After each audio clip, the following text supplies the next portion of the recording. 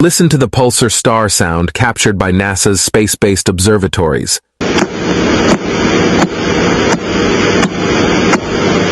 What does it sound like? Isn't it just like knocking on a door? The interesting part is that this star is mentioned in the Noble Quran with the name Tariq. The word Tariq means someone who knocks on a door, hitting something hard to make noise. Allah said in the Quran, وَالسَّمَاءِ وَالطَّارِقِ وَمَا أَدْرَاكَ مَا الطَّارِقُ النَّجْمُ الثَّاقِبُ. NASA was able to hear the pulsar star using high-end technology of the 21st century.